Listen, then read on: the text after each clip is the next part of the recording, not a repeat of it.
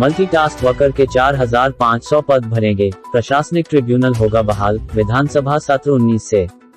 हिमाचल प्रदेश मंत्रिमंडल की बैठक शनिवार को मुख्यमंत्री सुखविंदर सिंह सुक्खू की अध्यक्षता में आयोजित की गई। बैठक में कई बड़े फैसले लिए गए हैं। मंत्रिमंडल ने जल शक्ति विभाग में 4,500 मल्टीटास्क वर्कर भर्ती करने को भी मंजूरी दी है। इनमें पैरा फिटर और पैरा पंप ऑपरेटर भर्ती किए जाएंगे। इन पदों को बाद में विभाग के मंत्री की ओर से मंडल स्तर पर आवंटित किया जाएगा। राज्य कर और उत्पाद शुल्क विभाग में उत्पाद शुल्क और कराधान निरीक्षकों के 25 पद, बागवानी विभाग में बागवानी विकास अधिकारियों के 10 पद भरे जाएंगे। वहीं हिमाचल विधानसभा का शीतकालीन सत्र 19 से 23 दिसंबर तक तपोवन धर्मशाला में होगा।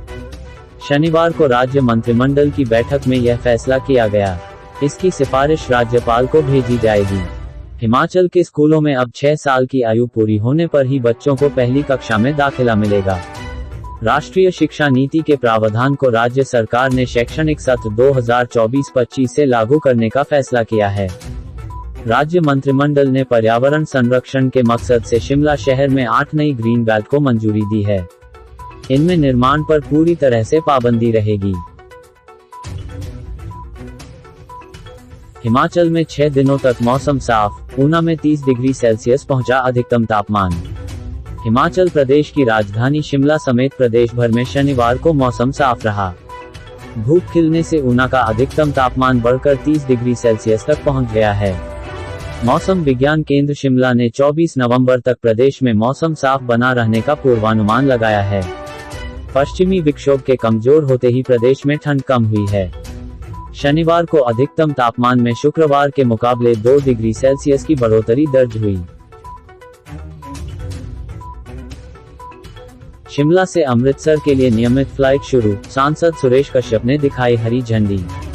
भाजपा सांसद सुरेश कश्यप ने कहा है कि शिमला से अमृतसर के लिए एयरलाइंस डायनामिक में कुछ सीटों पर तार्किक किराया ले रही है, पर अंतिम सीटें कुछ ज्यादा महंगी हैं। इस विषय पर वे केंद्र को सुझाव प्रेषित करेंगे। लोकसभा सत्र के दौरान भी इन टिकटों के पैसे कैसे कम हो सकेंगे, इसके ऊपर भी चर्चा करेंगे। सुरेश कश्यप ने यह बात शिमला हवाई अड्डे में कही। उन्होंने कहा कि शिमला से अमृतसर नियमित रूप से चलने वाली फ्लाइट को औपचारिक रूप से हरी झंडी दिखाकर रवाना किया गया है। ये फ्लाइट पिछले दिनों शुरू हो चुकी है। उन्होंने कहा कि जल्द ही इस हवाई अड्डे का विस्तार किया जाएगा। इससे इसमें सुविधा बढ़ेगी। उल्लेखनीय है कि इस फ्लाइट की 50% सीटों पर उड़ान है, जिनका प्रति सीट किराया 1999 रुपये है, जबकि बाकी पर ये 2 गुना है। यह विमान 43 सीटर है। शिमला के रिज और माल रोड पर लगी स्क्रीन पर भी लाइव देख सकेंगे विश्व कप का फाइनल मुकाबला। क्रिकेट विश्व कप के फाइनल मुकाबले का सीधा प्रसारण शिमला शहरवासी रविवार को रिज मैदान और माल रोड पर इंदिरा गांधी खेल परिसर के पास लगी स्क्रीन पर भी देख सकेंगे। नगर निगम ने इन दोनों ही स्क्रीन पर मैच देखने की सुविधा देने का फैसला लिया है। इसके अलावा माल रोड पर टाउन हॉल के पास भी बड़ी स्क्रीन लगाई जा रही है। महापौर सुरेंद्र चौहान ने कहा कि मुख्यमंत्री सुखविंदर सिंह सुक्खू भी माल रोड पर आकर मैच का लुत्फ उठाएंगे। भारत और ऑस्ट्रेलिया के बीच होने वाला यह खिताबी मुकाबला दोपहर 2 बजे से खेला जाएगा। अपने सभी 10 मैच जीतने वाली टीम इंडिया इस बार विश्व कप की प्रबल दावेदार है। राजधानी के हजारों क्रिकेट प्रेमी भी इस मैच को लेकर खासे उत्साहित है। इसी को देखते हुए नगर निगम शिमला इनके लिए स्क्रीन लगाने जा रहा है।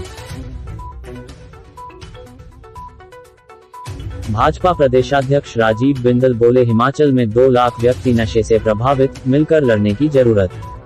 भाजपा प्रदेशाध्यक्ष डॉक्टर राजीव बिंदल ने कहा है कि हिमाचल प्रदेश में नशे के प्रति बढ़ती प्रवृत्ति अत्यंत घातक है। ऐसा प्रतीत हो रहा है कि हिमाचल प्रदेश युवाओं की दृष्टि से बहुत बड़े नुकसान की ओर अग्रसर है।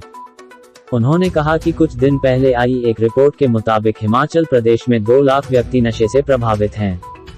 यह एक बहुत बड़ी संख्या है। हिमाचल प्रदेश में 3.5% लोगों का ऐसे नशे में लिप्त होना गंभीर संकेत देता है और इसके प्रति गंभीरता हमें दर्शाने की आवश्यकता है।